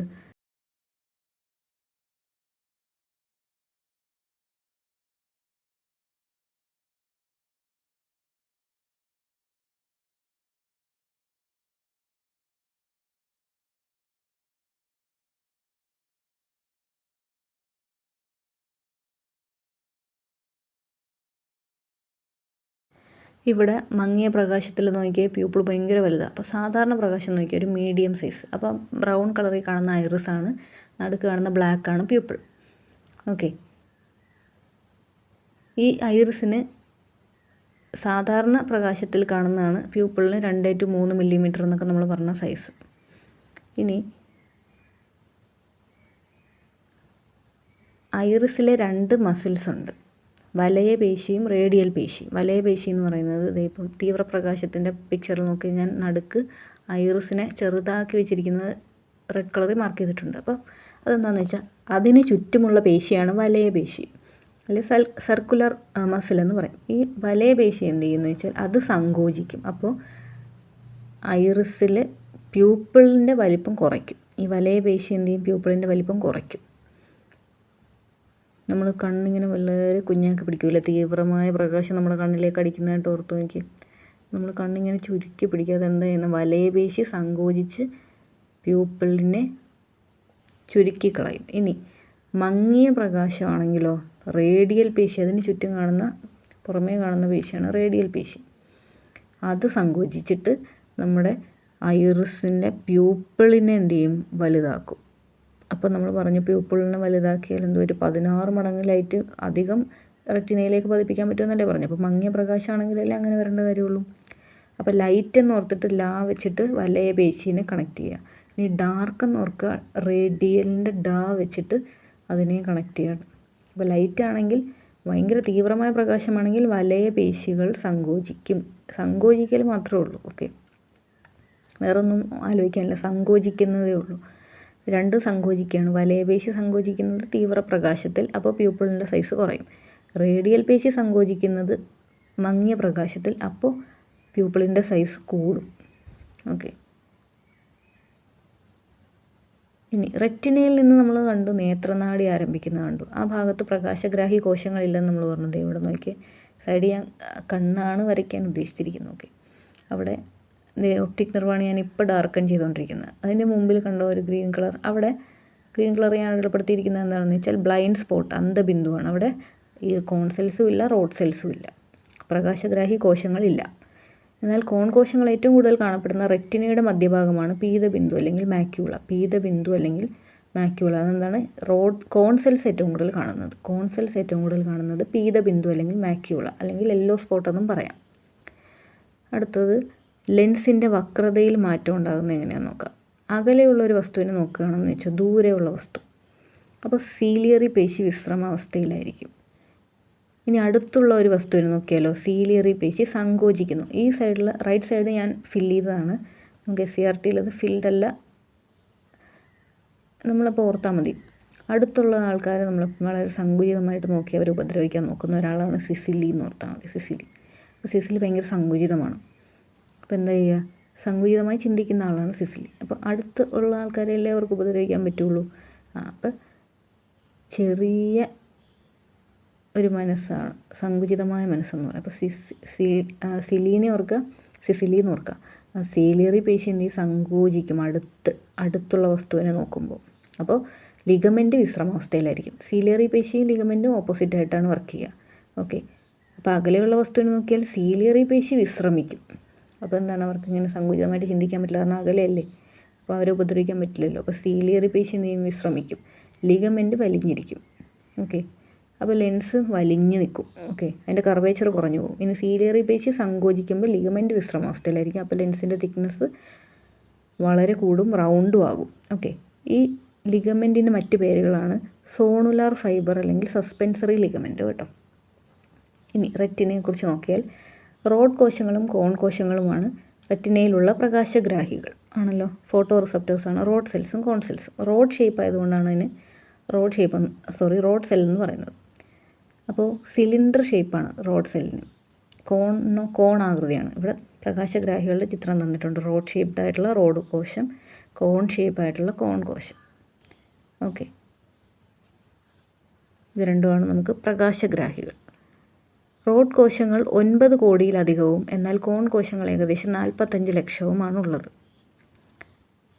റോഡ് സെൽസ് എത്രയുണ്ട്? ഏറ്റവും കൂടുതൽ അതാണ്, 9 കോടിയിലധികം, 9 crore പ്ലസ് ഉണ്ട് റോഡ് കോശം. അപ്രോക്സിമേറ്റ്ലി 45 ലാക്കേ ഉള്ളൂ കോൺ കോശം. അതായത് നമ്മുടെ കളർ വിഷൻ തരുന്ന ആൾ കോൺ കോശമാണ്, അത് 45 ലക്ഷത്തോളമേ ഉള്ളൂ. ഇനി റോഡ് കോശങ്ങളിലെ വർണ്ണകത്തിന് റൊഡോപ്സിൻ എന്നും കോൺ കോശങ്ങളിലെ വർണ്ണകത്തിന് ഫോട്ടോപ്സിൻ എന്നുമാണ് പറയുക. ഇപ്പോൾ നമ്മൾ കളർ ഫോട്ടോ എന്ന് ഓർത്താൽ കളർ വിഷൻ തരുന്നത് കോൺ സെല്ലാണ്, അത് ഫോട്ടോപ്സിനാണ്. അപ്പോൾ ഇവിടെയുള്ള വർണ്ണകം റോഡിൽ റൊഡോപ്സിൻ, കോണിൽ ഫോട്ടോപ്സിൻ. അപ്പോൾ ഈ പേര് കേൾക്കുമ്പോൾ തന്നെ നല്ലൊരു കാര്യമുണ്ട്. ഓപ്സിൻ എന്ന് പറയുന്ന ഒരു കാര്യം ഇവിടെ കാണാം അല്ലേ, ഫോട്ടോപ്സിൻ, റൊഡോപ്സിൻ. അപ്പോൾ 2 വർണ്ണകങ്ങളും റൊഡോപ്സിനും ഫോട്ടോപ്സിനും ഉണ്ട്. അതിലുള്ള 2 വർണ്ണകങ്ങളിലും ഓപ്സിൻ എന്ന പ്രോട്ടീനും വിറ്റാമിൻ എയിൽ നിന്നും രൂപപ്പെടുന്ന റെറ്റിനാളും ചേർന്നാണ് ഉണ്ടാകുന്നത്. ഈ റൊഡോപ്സിൻ ഉണ്ടാകുന്നതും ഫോട്ടോപ്സിൻ ഉണ്ടാകുന്നതും ഓപ്സിൻ എന്ന പ്രോട്ടീനും റെറ്റിനാൾ എന്ന് പറയുന്ന വിറ്റാമിൻ എയിൽ നിന്നുണ്ടാകുന്ന ഘടകവും ചേർന്നാണ് റൊഡോപ്സിനും ഫോട്ടോപ്സിനും ഉണ്ടാകുന്നത്. പക്ഷേ എന്തുകൊണ്ടാണ് ഇത് റൊഡോപ്സിനും ഫോട്ടോപ്സിനുമായിട്ട് മാറുന്നത്? ഇത് രണ്ടും സെയിം കാര്യങ്ങൾ ചേർന്നാണ് ഉണ്ടായത്. അപ്പോൾ അതെങ്ങനെയാണ് രണ്ടായി മാറിയതെന്ന് ചോദിച്ചാൽ ഇതിൻ്റെ റെറ്റിനാളിൻ്റെ കെമിക്കൽ സ്ട്രക്ചർ ഡിഫറൻ്റ് ആണ് രണ്ടിലും. ഓക്കെ, അതുകൊണ്ടാണ് ഇത് 2 റൊഡോപ്സിനും ഫോട്ടോപ്സിനുമായി മാറിയത്. ഓപ്സിനും ഉണ്ട് റെറ്റിനാളും ഉണ്ട്, പക്ഷേ ഇത് രണ്ടും ഡിഫറെൻറ്റ് വർണ്ണകങ്ങളാണ്. എന്തുകൊണ്ടാണ്? ഇത് കെമിക്കൽ സ്ട്രക്ചർ ഡിഫറൻ്റ് ആണ് എന്തിൻ്റെ, റെറ്റിനാളിൻ്റെ. അപ്പോൾ 9 crore പ്ലസ് ഉള്ള റൊഡോപ്സിൻ, 45 lakh അപ്രോക്സിമേറ്റ് ഉള്ള ഫോട്ടോപ്സിൻ. അതിൽ ഓപ്സിനും റെറ്റിനാളും ചേർന്ന് ഉണ്ടാകുന്നു. കെമിക്കൽ സ്ട്രക്ചർ റെറ്റിനാളിൻ്റെ ഡിഫറൻ്റ് ആയതുകൊണ്ടാണ് റൊഡോപ്സിനും ഫോട്ടോപ്സിനും ഡിഫറൻ്റ് ആയത്. ഓക്കെ, അപ്പോൾ ദൃഷ്ടിപടലത്തിലെ ആന്തരപാളിയിൽ പ്രകാശഗ്രാഹി കോശങ്ങൾ വഹിക്കുന്നു, പ്രതിബിംബം രൂപപ്പെടുന്നു. പ്രകാശഗ്രാഹി കോശങ്ങളായ റോഡ് കോശങ്ങൾ വസ്തുക്കൾ ഇരുണ്ട വെളിച്ചത്തിലും കോൺ കോശങ്ങൾ തീവ്രപ്രകാശത്തിലും കാഴ്ചയും വർണ്ണക്കാഴ്ചയും നൽകുന്നു. ഓക്കെ, പ്രകാശഗ്രാഹികളുടെ പാളി ബൈപോളാർ കോശപാളി, ഗാംഗ്ലിയോൺ കോശപാളി, ഇത് 3 റെറ്റിനയിലുള്ളതാണ്. ഓക്കെ, ഇത് നമ്മൾ കണ്ട കാര്യമാണ്. റെറ്റിനയുടെ ഛേദത്തിൽ പ്രകാശഗ്രാഹികളുടെ പാളി, അതിൽ റോഡ് സെൽസാണ് ഇരിക്കുന്നത്, റോഡും കോണും ചേർന്നാണ് ഇരിക്കുന്നത്. ഓക്കെ, അടുത്തത് ബൈപോളാർ കോശപാളി, പിന്നെ ഗാംഗ്ലിയോൺ കോശപാളി. ഞാൻ റെഡ് മാർക്ക് ചെയ്യുന്ന വശം നോക്കിയാൽ മതി. ഇനി പ്രകാശഗ്രാഹികളിൽ നിന്ന് മസ്തിഷ്കത്തിലേക്ക്, ഫോട്ടോ റിസപ്റ്റേഴ്സ് ടു ബ്രെയിൻ. അപ്പോൾ പ്രകാശഗ്രാഹികളിലെ പ്രൈമറി ന്യൂറോ ട്രാൻസ്മിറ്റർ ആരാണെന്ന് ചോദിച്ചാൽ, നമ്മളിപ്പോൾ സാധാരണ ന്യൂറോൺസിൽ primary neurotransmitter acetylcholine എന്ന് പറഞ്ഞിട്ട് പഠിക്കും. ഇത് പ്രകാശഗ്രാഹികളിൽ പ്രാഥമിക ന്യൂറോ ട്രാൻസ്മിറ്റർ ആരാന്ന് ചോദിച്ചാൽ ഗ്ലൂട്ടാമേറ്റ്. ഗ്ലൂട്ടാമേറ്റിൻ്റെ പ്രസൻസും ആബ്സെൻസുമാണ് നമുക്ക് കാഴ്ച എങ്ങനത്തെയാണ് എന്ന് മനസ്സിലാക്കുന്നത്. ബ്രെയിൻ മനസ്സിലാക്കുന്നത് ഗ്ലൂട്ടാമേറ്റ് ഉണ്ടോ ഇല്ലയോ നോക്കിയിട്ടാണ്. അപ്പോൾ പ്രാഥമിക ന്യൂറോ ട്രാൻസ്മിറ്റർ ആരാണ്? പ്രകാശഗ്രാഹികളിൽ ഗ്ലൂട്ടാമേറ്റ്. അപ്പോൾ അതെങ്ങനെയാണെന്ന് നോക്കാം. ഇരുട്ടാണെന്ന് വെച്ചോ. ഇരുട്ട് എന്ന് പറയുമ്പോൾ നമുക്ക് ഗ്ലൂട്ടാമേറ്റിൻ്റെ ആ ഒരു ഇട്ട കണക്ട് ചെയ്ത് വയ്ക്കാം. ഇരുട്ടിൽ ഗ്ലൂട്ടാമേറ്റ് ഉണ്ടാവും. അപ്പോൾ ഇരുട്ടിൽ ഗ്ലൂട്ടാമേറ്റ് ഉണ്ടാവും. അപ്പോൾ ശരിക്കും ലൈറ്റ് ഓൺ ആണെങ്കിൽ ഓൺ എന്ന് പറയുമല്ലോ. അപ്പോൾ ലൈറ്റ് ഇല്ലെങ്കിൽ ഓഫ് എന്നല്ലേ പറയാം. അപ്പോൾ ഓൺ ബൈപോളാർ കോശങ്ങൾ പ്രവർത്തനരഹിതമാവുകയും, ഇരുട്ടല്ലേ അപ്പോൾ ഓൺ പ്രവർത്തനരഹിതമാവും, എന്നിട്ട് ഓഫ് ബൈപോളാർ കോശം ഉത്തേജിക്കപ്പെടുകയും ചെയ്യും. അത് ഇരുട്ടിനെ തിരിച്ചറിയുന്നവയാണ് ഓഫ് ബൈപോളാർ കോശം. അപ്പോൾ ഓഫ് ബൈപോളാർ കോശം ഉത്തേജിക്കപ്പെടുകയും ഓൺ ബൈപോളാർ കോശം പ്രവർത്തനരഹിതമാകും, ഓഫ് ഉത്തേജിക്കപ്പെടും. അപ്പോൾ ഇരുട്ടിൽ ഗ്ലൂട്ടാമേറ്റ് ഉണ്ടാകുന്നതുകൊണ്ട് ഓഫാണ് ഉത്തേജിക്കപ്പെടുന്നത്. ഈ ഓഫ് ബൈപോളർ കോശങ്ങൾ എന്ത് ചെയ്യുമെന്ന് വെച്ചാൽ പ്രകാശത്തിൻ്റെ അഭാവത്തെ സൂചിപ്പിക്കുന്ന ഒരു ആവേഗം ഉണ്ടാക്കും. ഓക്കെ, ആവേഗങ്ങളെ രൂപപ്പെടുത്തും. പ്രകാശത്തിൻ്റെ അഭാവത്തെ സൂചിപ്പിക്കുന്ന ആവേഗങ്ങളെ രൂപപ്പെടുത്തും. ഇവ നേത്രനാഡി വഴി മസ്തിഷ്കത്തിലെത്തി ഇരുട്ടാണെന്ന് ബോധമുണ്ടാക്കും. കാരണം ഈ ബൈപോളർ സെൽസിലാണ് ഇരിക്കുന്നത്, റെറ്റിനയിലാണ്. അവിടെ നിന്ന് ഒപ്റ്റിക് നെർവ് വഴി ബ്രെയിനിലെത്തുകയാണ് ചെയ്യേണ്ടത്. ഇനി പ്രകാശം ഉണ്ടെങ്കിലോ ഗ്ലൂട്ടാമേറ്റ് ഇല്ല. നമ്മൾ ഇരുട്ട് ഗ്ലൂട്ടാമേറ്റ് ഇട്ട വെച്ച് കണക്ട് ചെയ്യാൻ പറഞ്ഞു. പ്രകാശത്തിൻ്റെ സാന്നിധ്യത്തിൽ പ്രകാശഗ്രാഹികൾ ഗ്ലൂട്ടാമേറ്റ് ഉൽപ്പാദിപ്പിക്കില്ല. അപ്പോൾ ഓൺ ബൈപോളർ കോശം സജീവമാകും. On സജീവമാകും, of പ്രവർത്തനരഹിതവുമാകും. അപ്പോൾ ഓൺ ബൈപോളർ കോശം എന്താ? പ്രകാശത്തിൻ്റെ സാന്നിധ്യത്തെ സൂചിപ്പിക്കുന്ന ആവേഗങ്ങൾ രൂപപ്പെടുത്തും. ഇവ നേത്രനാഡി വഴി മസ്തിഷ്കത്തിലെത്തിയാൽ കാഴ്ച എന്ന അനുഭവം ഉണ്ടാകും. ഓക്കെ, മറ്റിടത്ത് ഇരുട്ടെന്ന അനുഭവം ഉണ്ടായി, ഇവിടെ കാഴ്ച എന്ന അനുഭവം ഉണ്ടായി. അപ്പോൾ പ്രകാശം ഉണ്ടെങ്കിൽ ഗ്ലൂട്ടാമേറ്റ് ഇല്ല. അപ്പോൾ പ്രകാശം ഓണാണ്. അപ്പോൾ ഓൺ ബൈപോളർ കോശം സജീവമാകുന്നു. പ്രകാശമുണ്ടെന്ന് ആവേഗം രൂപപ്പെടുത്തുന്നു. നേത്രനാഡി വഴി മസ്തിഷ്കത്തിലെത്തി കാഴ്ച എന്ന അനുഭവം ഉണ്ടാക്കുന്നു. ഓക്കെ, അപ്പോൾ ഗ്ലൂട്ടാമേറ്റ് ഉണ്ടോ ഇല്ലയോ എന്ന് നോക്കണം. ലൈറ്റ് ഉണ്ടെങ്കിൽ ഗ്ലൂട്ടാമേറ്റ് ഇല്ല, ഇരുട്ടാണെങ്കിൽ ഗ്ലൂട്ടാമേറ്റ് ഉണ്ട്. അപ്പോൾ ഓഫ് ബൈപോളർ സെല്ലാണ് പ്രവർത്തിക്കുന്നത്. ഇവിടെ ഓണാണ് പ്രവർത്തിച്ചത്. ലൈറ്റ് ഓണെന്ന് ഓർത്താൽ മതി. അപ്പോൾ കാഴ്ച എന്ന അനുഭവം ഉണ്ടാകും. ഗ്ലൂട്ടാമേറ്റ് ഇല്ലെങ്കിലാണ് അത് സംഭവിക്കുന്നത്. ഇനി വർണ്ണക്കാഴ്ച എന്താണെന്ന് നോക്കാം. റെറ്റിനയിൽ പ്രാഥമിക വർണ്ണങ്ങളെ തിരിച്ചറിയാൻ, പ്രൈമറി കളേഴ്സിനെ തിരിച്ചറിയുന്ന 3 തരം കോൺകോശമുണ്ട്. നമ്മൾ പറഞ്ഞു റോഡ് കോശമുണ്ട്, കോൺ കോശമുണ്ട്. ആ കോൺ കോശം 3 തരമുണ്ട്. S cone. Okay, 3 types of cone cells ആണ്. S cone, M cone, L cone. S cone, M cone, L cone. കണ്ടല്ലോ, എസ് എം എൽ എന്ന് എഴുതി വയ്ക്കുക. എസ് എന്ന് പറഞ്ഞതുണ്ടല്ലോ, ഹ്രസ്വ തരംഗ ദൈർഘ്യമാണ് എസ് കോണിന്.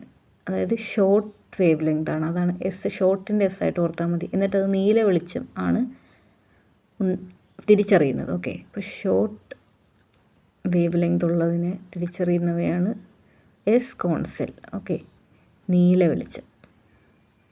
ഷോർട്ട് വേവ് ലെങ്ത് നീലയല്ലേ, അപ്പോൾ നമ്മൾ വിബ്ജിയോർ എന്ന് ഓർത്ത് കഴിഞ്ഞാൽ കിട്ടും. Violet, IndiGo, blue short wave length ഉള്ളതാണ്. അടുത്തത് എം. എം എന്ന് പറഞ്ഞാൽ മീഡിയം വേവ് ലെങ്ത് ഉണ്ട്, അതാണ് എം. ഇടത്തരം വേവ് ലെങ്ത് എന്ന് പറയും. മീഡിയം വേവ് ലെങ്ത് എന്ന് ഓർത്താലേ നമുക്ക് കിട്ടുകയുള്ളൂ. ഇപ്പോൾ ഷോർട്ട് എന്ന് പറഞ്ഞാൽ ഹ്രസ്വ തരംഗ ദൈർഘ്യമാണ്. പക്ഷേ ഷോർട്ട് എന്ന് ഓർത്താൽ പെട്ടെന്ന് കിട്ടും എസ്.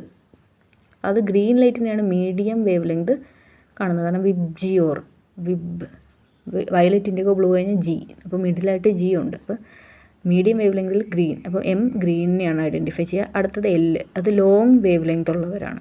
അത് റെഡിനെയാണ് ഐഡൻറ്റിഫൈ ചെയ്യുക. ഓക്കെ, വിബ്ജിയോർ അവസാനം റെഡ്. അപ്പോൾ എസ് എം എൽ എന്ന് ഓർത്താൽ എസ് നീലയെ തിരിച്ചറിയും, എം ഗ്രീനിനെ തിരിച്ചറിയും, പച്ച, എൽ ചുവപ്പിനെ തിരിച്ചറിയും. ഇനി പ്രകാശത്തിൻ്റെ തീവ്രതയെയും തരംഗദൈർഘ്യത്തെയും ആശ്രയിച്ച് വർണ്ണപ്രകാശം പതിക്കുമ്പോൾ 3 ഇനം കോൺകോശങ്ങളുണ്ടല്ലോ, എസ് എം എൽ. ഇത് പല അനുപാതത്തിൽ ഉദ്ദീപിക്കപ്പെടും. അപ്പോൾ വർണ്ണക്കാഴ്ച സാധ്യമാകും. ചുവപ്പും പച്ച കോണുകൾ ഒരുമിച്ച് ഉദ്ദീപിക്കപ്പെട്ടാൽ നമുക്ക് മഞ്ഞ കളറ് കാണാൻ പറ്റും. മഞ്ഞ, പച്ചയും ചുവപ്പും. അപ്പോൾ ഞാൻ മഞ്ഞ പാച്ചു എന്നാണ് പഠിച്ചിരിക്കുന്നത്. മഞ്ഞ പാച്ചു, പച്ചയും ചുവപ്പും, അതാണ് പാച്ചു എന്ന് ഉദ്ദേശിച്ചത് കേട്ടോ. 3 തരം കോണുകളും ഉത്തേജനം വെളുത്ത പ്രകാശത്തെ അനുഭവിപ്പിക്കും. അതായത് എസ് എം എല്ലും കൂടെ ഒരുമിച്ചാണെങ്കിൽ വെള്ള കളറാണ് നമുക്ക് കാണുക. പച്ച, ചുവപ്പ് എന്നിവയ്ക്ക് സംവേദനത്വമുള്ള കോൺകോശങ്ങൾ ഏതൊക്കെയാണ്? പച്ച, ചുവപ്പ്, എമ്മും എല്ലും. ഓക്കെ, എമ്മും എല്ലും, എസ് ഇല്ല, സോറി, എമ്മും എല്ലും. അതെന്തിനാണ്? പച്ച, ചുവപ്പ് എന്നിവയ്ക്ക് സംവേദനത്വമുള്ളതാണ് എം എൽ. ഇത് കോൺകോശങ്ങളുടെ വർണ്ണകത്തിൻ്റെ ഉൽപ്പാദനത്തിന് കാരണമായ ജീൻ എക്സ് ക്രോമസോമിലാണ് കാണപ്പെടുന്നത്. അപ്പോൾ പച്ചയും ചുവപ്പും എന്ന് പറയുന്നത് തിരിച്ചറിയാൻ പറ്റാത്തത് എന്താണ്? വർണ്ണാന്ധത എന്ന് പറയില്ലേ, കളർ ബ്ലൈൻഡ്നെസ്. ഇത് എവിടെയാണ് കാണപ്പെടുന്നത്? എക്സ് ക്രോമസോമിലാണ്. ഇനി നീലക്കോണിലെ വർണ്ണകത്തിന് ഉൽപ്പാദനത്തിന് കാരണമായ ജീൻ ക്രോമസോം 7 കാണപ്പെടുന്നത്. അതായത് എസ് കാണപ്പെടുന്നത് 7. എമ്മും എല്ലും കാണപ്പെടുന്നത് എക്സ് ക്രോമസോമിലും, എസ് കാണുന്നത് ക്രോമസോം നമ്പർ 7 അപ്പോൾ വർണ്ണാന്ധത സ്ത്രീകൾക്ക് കുറവാണ്. കാരണം എമ്മും എല്ലും എവിടെയുള്ളത്? എക്സ് ക്രോമസോമിലാണ്. അപ്പോൾ പുരുഷന്മാരിലാണ് വർണ്ണാന്ധത കൂടുതൽ. കാരണം എമ്മും എല്ലും എക്സ് ക്രോമസോമിലാണ് എന്ന് നമ്മുടെ ടെക്സ്റ്റിൽ പറഞ്ഞിട്ടുണ്ട് കേട്ടോ. അടുത്തത് നോക്കാം. ഓരോ കണ്ണും വ്യത്യസ്ത കോണുകളിൽ നിന്ന് പ്രകാശത്തെ സ്വീകരിക്കുന്നു, അല്ലേ? അപ്പോൾ അത് റെറ്റിനയിൽ അല്പം വ്യത്യസ്തമായ 2 പ്രതിബിംബങ്ങൾ ഉണ്ടാക്കണ്ടേ. ഈ 2 ചിത്രങ്ങളും മസ്തിഷ്കത്തിലെ കാഴ്ചയുടെ കേന്ദ്രമായ വിഷ്വൽ കോർട്ടെക്സിലേക്ക് എത്തും. അപ്പോൾ ഓരോ കണ്ണും പ്രകാശത്തെ വ്യത്യസ്ത കോണിൽ നിന്ന് സ്വീകരിക്കും. അപ്പോൾ റെറ്റിനയിൽ വ്യത്യസ്തമായ 2 പ്രതിബിംബം ഉണ്ടാകും. തലകീഴായ പ്രതിബിംബം ആണ് ഉണ്ടാവുന്നത്. അത് പിന്നീട് വിഷ്വൽ കോർട്ടെക്സിലേക്ക് പോകുന്നു. അവിടെ എത്തിച്ചേർന്ന് താരതമ്യം ചെയ്ത് ഒന്നിനോടൊന്ന് ലയിപ്പിക്കും. അതാണ് ഫ്യൂഷൻ, ബൈനോക്കുലർ ഫ്യൂഷൻ. 2 വശത്തുനിന്ന് വന്നതല്ലേ. ഇത് ചിത്രങ്ങൾ തമ്മിൽ വ്യത്യാസം നിർണ്ണയിക്കാനും 3D കാഴ്ച ലഭിക്കാനും എത്ര ദൂരമുണ്ട്, ആഴമുണ്ടെന്ന് കണക്കാക്കാനും ഹെൽപ്പ് ചെയ്യും. അതായത് നോക്കാം, നേത്ര നാഡികളാണ് ഈ 2 മഞ്ഞ കളർ കാണിച്ചിരിക്കുന്നത്. ഇപ്പോൾ ഞാൻ റെഡ് വെച്ച് അടയാളപ്പെടുത്തിയിരിക്കുന്ന കണ്ണിൽ നിന്ന് വന്നിരിക്കുന്ന നേത്രനാഡി. അതിനുശേഷം അത് വന്ന് ജോയിൻ ചെയ്യുന്ന സ്ഥലമാണ് ഒപ്റ്റിക് കയാസ്മ. ഈ നേത്രനാഡികൾ 2 വശത്തെ കണക്ട് ചെയ്യാൻ വേണ്ടിയിട്ടോ നടുക്കൊരു വര വരയ്ക്കുന്നത്. ഓക്കെ, ഇത് തമ്മിൽ കണക്ട് ചെയ്തിരിക്കുന്ന നേത്രനാഡി, optic nerve. Okay, optic nerve അത് തമ്മിൽ വന്ന് ചേരുന്ന ഒരു ജംഗ്ഷൻ പോലെയുള്ള സ്ഥലം ഒപ്റ്റിക് കയാസ്മ. അതിനുശേഷം വീണ്ടും അത് 2ആയിട്ട് തന്നെയാണ് പോകുന്നത്. ഓക്കെ, അങ്ങനെ ഇത് 2ആയിട്ട് വിഷ്വൽ കോർട്ടെക്സിലേക്ക് എത്തും. നേത്രനാഡി ഒപ്റ്റിക് കയാസ്മയിൽ നിന്ന് വീണ്ടും 2ആയിട്ട് തിരിഞ്ഞ് കാഴ്ചയുടെ കേന്ദ്രമായ വിഷ്വൽ കോർട്ടെക്സിലെത്തുന്നു. ഓക്കെ, അവിടെ വെച്ചാണ് നമുക്ക് 3D ഇമേജ് കാണാൻ പറ്റുന്നത്, ബൈനോക്കുലർ ഫ്യൂഷനൊക്കെ നടക്കുന്നത്. ഓക്കെ, അപ്പോൾ നമുക്ക് എന്തൊക്കെ കാണാം? വസ്തുവിൻ്റെ ദൂരം മനസ്സിലാക്കാൻ സാധിക്കും, ആഴം മനസ്സിലാക്കാൻ സാധിക്കും. ഓക്കെ, ദൂരം ആഴമൊക്കെ ക്ലിയർ ആവുന്നത് എങ്ങനെയാണ്? ബൈനോക്കുലർ ഫ്യൂഷൻ വഴിയാണ്. 3D ഇമേജ് കാണാൻ പറ്റുന്നതും അങ്ങനെയാണ്. ഓക്കെ, ഇനി കണ്ണിൻ്റെ കുറച്ച് പ്രശ്നങ്ങൾ പഠിക്കാം. ദീർഘദൃഷ്ടി, ലോങ് സൈറ്റഡ്നെസ് എന്ന് പറയും. ഓക്കെ, അതിൻ്റെ പരിഹാരം താഴെ തന്നിരിക്കുന്നുണ്ടോ? അതാണ് convex lens. Okay, convex lens വെച്ചാണ് നമ്മൾ ലോങ് സൈറ്റഡ്നെസ് പരിഹരിക്കുന്നത്, ദീർഘദൃഷ്ടി പരിഹരിക്കുന്നത്. കാരണം ദീർഘദൃഷ്ടിയിൽ നമ്മുടെ ഇമേജ് ഫോം ചെയ്യുന്നത് റെറ്റിനയുടെയും പുറകിലാണ്. നമുക്ക് റെറ്റിനയിൽ തന്നെ പതിക്കണം അല്ലേ. അപ്പോൾ നമ്മൾ കോൺവെക്സ് ലെൻസ് കൊണ്ടുവന്ന് ലോങ് സൈറ്റഡ്നെസ് മാറ്റും. ലോങ് സൈറ്റഡ്നെസ് അല്ലെങ്കിൽ ദീർഘദൃഷ്ടി ഉള്ളവർ എന്താ ലെൻസാണ് ഉപയോഗിക്കുന്ന? കോൺവെക്സ്. ഇനി ഹ്രസ്വദൃഷ്ടിയാണെങ്കിലോ കോൺകേവ്, അത് ഷോർട്ട് സൈറ്റഡ്നെസ് ആണ്, മയോപ്പിയ എന്ന് പറയും. ഓക്കെ, അതിന് നമ്മൾ കോൺകേവ് ലെൻസാണ് ഉപയോഗിക്കുന്നത്. കാരണം റെറ്റിനയ്ക്ക് മുന്നിലാണ് ഇമേജ് ഫോം ചെയ്യുന്നത്. അത് പറ്റില്ല, നമുക്ക് റെറ്റിനെ തന്നെ ഇമേജ് ഫോം ചെയ്യണം. ഓക്കെ, അപ്പോൾ ലോങ് സൈറ്റിൽ റെറ്റിന കഴിഞ്ഞു പോയി, ഷോർട്ട് സൈറ്റിൽ റെറ്റിനയ്ക്ക് മുന്നേ വന്നു. അപ്പോൾ നമ്മൾ കോൺകേവ് ഉപയോഗിച്ചിട്ട് അത് പരിഹരിച്ചു. അപ്പോൾ ഹ്രസ്വദൃഷ്ടി ഉണ്ടാകാൻ കാരണം, അതായത് ഷോർട്ട് സൈറ്റ് ഉണ്ടാകാൻ കാരണം എന്താണ്? ദൈർഘ്യമുള്ള നേത്രഗോളമാണ്, വലിയ നേത്രഗോളമാണ്. അപ്പോൾ എന്ത് പറ്റുമെന്ന് പറയുമോ? റെറ്റിനയ്ക്ക് മുന്നിലെത്തുമ്പോൾ തന്നെ ഇമേജ് ഫോം ചെയ്ത് പോകും. കണ്ടോ, നീണ്ട നേത്രഗോളം ആകുമ്പോൾ എന്ത് പറ്റും? റെറ്റിനയ്ക്ക് മുന്നേ വെച്ച് തന്നെ ആവും ഇമേജ് ഫോം ചെയ്യും. അപ്പോൾ കോൺകേവ് ലെൻസ് ഉപയോഗിച്ച് അല്ലെങ്കിൽ കോൺടാക്റ്റ് ലെൻസോ സർജറിയോ ചെയ്ത് നമുക്ക് ഈ നേത്രവൈകല്യം മാറ്റാം. ഓക്കെ, അതിപ്പോൾ ഒരു ഐ ആണെങ്കിൽ അതിൻ്റെ റെറ്റിനയ്ക്ക് മുന്നിൽ വെച്ച് തന്നെ ഇമേജ് ഫോർമേഷൻ നടക്കും. അതാണ് ഹ്രസ്വദൃഷ്ടി. ഇനി ദീർഘദൃഷ്ടിയാണെങ്കിൽ എന്ത് പറ്റും? നേത്രഗോളത്തിൻ്റെ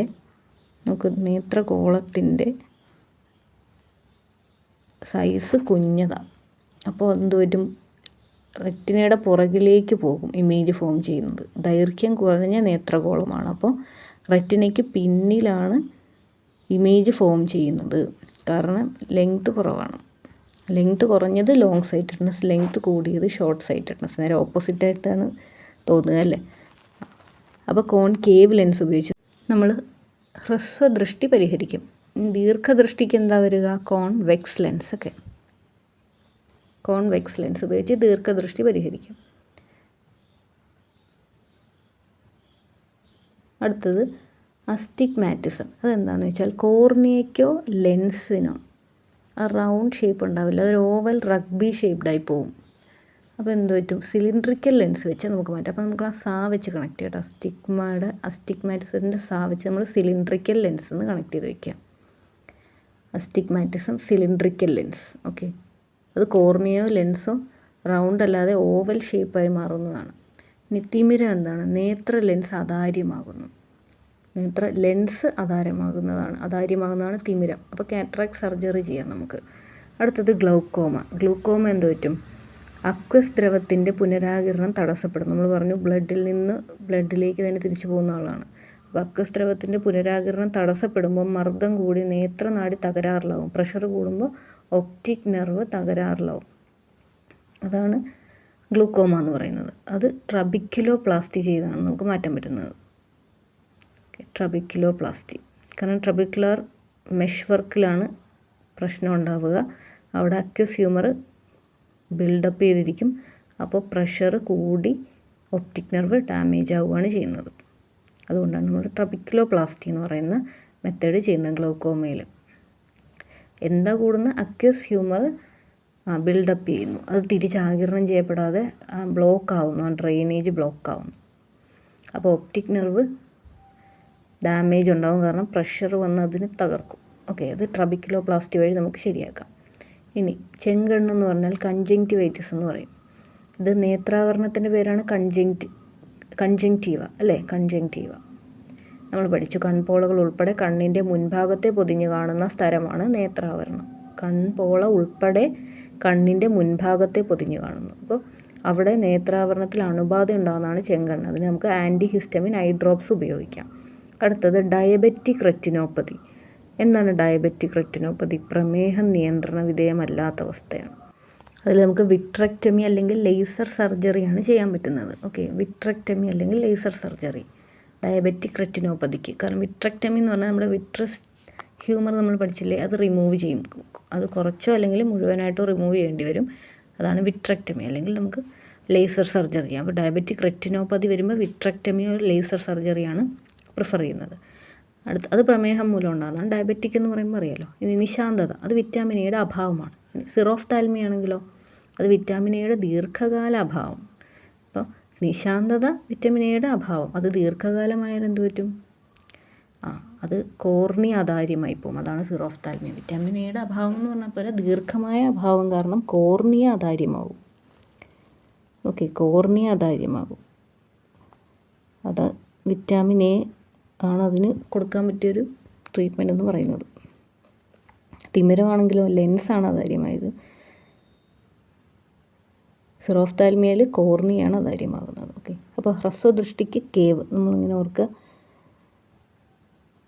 ഹ്രസ്വം എന്ന് പറഞ്ഞാൽ ഷോർട്ടാണ്. അപ്പോൾ കുഞ്ഞ് ഗുഹ എന്ന് ഓർത്താൽ മതി. കേവ് ആകുമ്പോൾ ഗുഹയല്ലേ. അപ്പോൾ ഗുഹകളൊക്കെ കുഞ്ഞല്ലേ. അപ്പോൾ കേവ് എന്ന് പറഞ്ഞാൽ ഹ്രസ്വദൃഷ്ടി, ഷോർട്ട് സൈറ്റ്. ദീർഘദൃഷ്ടി ആകുമ്പോൾ അതിന് നേരെ തിരിച്ച് കോൺവെക്സ് ലെൻസ്. അസ്റ്റിഗ്മാറ്റിസിൽ സാവച്ച് നമ്മൾ കണക്ട് ചെയ്യുക. സിലിണ്ട്രിക്കൽ. തിമിരത്തിന് കാറ്ററാക്ട് സർജറിയോ ലെൻസ് ഇംപ്ലാന്റോ ചെയ്യാം. ഓക്കെ, അടുത്തത് ഗ്ലോക്കോമയാണെങ്കിലോ അക്യൂസ് ദ്രവത്തിൻ്റെ പുനരാകിരണം തടസ്സപ്പെടുന്നു. അപ്പോൾ നേത്രനാടി തകരാറിലാകും. അത് ട്രബിക്കുലോപ്ലാസ്റ്റി ചെയ്യാം. ഓക്കെ, അക്യൂസിൻ്റെ കുഴപ്പമാണ്. ഓക്കെ, ഇനി ഡയബറ്റിക് റെറ്റിനോപ്പതിയിൽ നമ്മളെന്താ പറഞ്ഞാൽ വിട്രസ് ഹ്യൂമർ റിമൂവ് ചെയ്തു. വിട്രക്ടമി അല്ലെങ്കിൽ ലേസർ സർജറി. അത് പ്രമേഹം നിയന്ത്രണ വിധേയമല്ലാത്ത അവസ്ഥയാണ്. ചെങ്കണ്ണാണെങ്കിലോ നേത്രാവരണത്തിൽ അണുബാധ, ആൻറ്റിഹിസ്റ്റമിൻ ഐ ഡ്രോപ്സ് കൊടുക്കാം. സിറോഫ്താൽമിയയും നിശാന്തതയും വിറ്റാമിൻ എയുടെ കുറവ് കൊണ്ടാണ്. വിറ്റാമിൻ എയുടെ ദീർഘകാല അഭാവം മൂലം കോർണിയ അതാര്യമാകുന്നതാണ് സിറോഫ്താൽമിയ. രണ്ടിനും വിറ്റാമിൻ എ ആണ് കുഴപ്പം. ഇനി ഒക്ടോബർ മാസത്തിലെ 2ാമത്തെ വ്യാഴാഴ്ച, സെക്കൻഡ് തേഴ്സ്ഡേ ആണ് ഒക്ടോബർ മാസത്തിൽ ലോക കാഴ്ച ദിനമായി ആചരിക്കും. ലോക കാഴ്ച ദിനം WHO-യും IAPBയും ചേർന്നാണ് ഈ ദിനം ആചരിക്കാൻ ആഹ്വാനം ചെയ്തത്. എന്തിനാണ്? നേത്രാരോഗ്യ സംരക്ഷണത്തിന് അവബോധം വളർത്താൻ. ഓക്കെ, കുട്ടികളുടെ കാഴ്ച സംരക്ഷിക്കുന്നതിന് എന്ത് ചെയ്യണം? സ്ക്രീൻ ഉപയോഗം സമയം കുറയ്ക്കണം. പതിവ് കാഴ്ച പരിശോധനകൾ പ്രോത്സാഹിപ്പിക്കുക എന്നിവയും ഇതിൽ ഉൾപ്പെടുന്നു. ഇനി 14 ഭാഷകളിൽ ലഭ്യമായ ഒരു സൗജന്യ ആപ്ലിക്കേഷനുണ്ട്. ഹൂ ഐസ് എന്ന് പറയും. ഹൂ ഐസ് 14 ഭാഷകളിൽ ലഭ്യമാണ്. ഹൂ ഐസ് 8 വയസ്സിന് അതിന് മുകളിലും പ്രായമുള്ളവർക്ക് വീട്ടിൽ വെച്ച് തന്നെ കാഴ്ച പരിശോധന സാധ്യമാക്കുന്നു. ഹൂ ഐസ് എന്ത് ചെയ്യുന്നു? 8 വയസ്സിനും അതിന് മുകളിലും പ്രായമുള്ളവർക്ക് വീട്ടിൽ വെച്ച് തന്നെ കാഴ്ച പരിശോധന സാധ്യമാക്കുന്നു. ഇനി 2024 ഒക്ടോബറിലെ സെക്കൻഡ് തേഴ്സ്ഡേയാണ് എപ്പോഴും ലോക കാഴ്ച ദിനം. അത് 2024 സന്ദേശം കുട്ടികളെ നിങ്ങളുടെ കണ്ണുകളെ സ്നേഹിക്കൂ എന്നതായിരുന്നു. കുട്ടികളെ നിങ്ങളുടെ കണ്ണുകളെ സ്നേഹിക്കൂ. കാഴ്ച വ്യക്തത പരിശോധിക്കുന്നതിന് നിരവധി ചാർട്ടുകൾ ഉപയോഗിക്കുന്നുണ്ട്. അതിൽ സാധാരണയായി ഉപയോഗിക്കുന്നത് സ്നെല്ലൻ ചാർട്ടാണ്. മുകളിൽ നിന്ന് താഴേക്ക് വരുമ്പോൾ വലിപ്പം കുറഞ്ഞു വരും. കണ്ടോ, സ്നെല്ലൻ ചാർട്ട് കാണിച്ചിട്ടുണ്ട്. പിന്നെ ഓരോ ലെറ്റേഴ്സ് പോകുന്നതുകൊണ്ടോ സൈസും കുറയുന്നുണ്ട്. ഓരോ ലെയർ പോകുമ്പോഴത്തേക്കും നമ്പർ ഓരോന്ന് കൂടിക്കൂടി വരും. 1, രണ്ടാമത്തേതിൽ 2 ലെറ്റർ, മൂന്നാമത്തേതിൽ 3 ലെറ്റർ, അങ്ങനെ. ഓക്കെ, അങ്ങനെ 11 വരെയുള്ളതാണ് നമ്മളിപ്പോൾ കാണുന്നത്. ഇനി പരിശോധനയിൽ വ്യക്തി 20 അടി അകലെ നിൽക്കുന്നത്, അക്ഷരങ്ങൾ മാത്രമായിരിക്കില്ല, ചിഹ്നങ്ങളും ഉൾപ്പെട്ട വരികളുണ്ടാവും. ഇനി 20 അടിയെങ്കിലും അകലെ നിന്നാണ് വ്യക്തമായി കാണാൻ കഴിയുന്ന ഏറ്റവും ചെറിയ വരി ഒരു കണ്ണുകൊണ്ട് വായിക്കുക. 20 അടി ദൂരെ നിന്ന് ഫലം ഒരു ഭിന്നസംഖ്യയായി രേഖപ്പെടുത്തും. ലളിതവും എന്നാൽ ഫലപ്രദവുമായ ഈ പരിശോധന സാധാരണ നേത്ര പരിശോധനയുടെ പ്രധാന ഭാഗമാണ്. ഓക്കെ,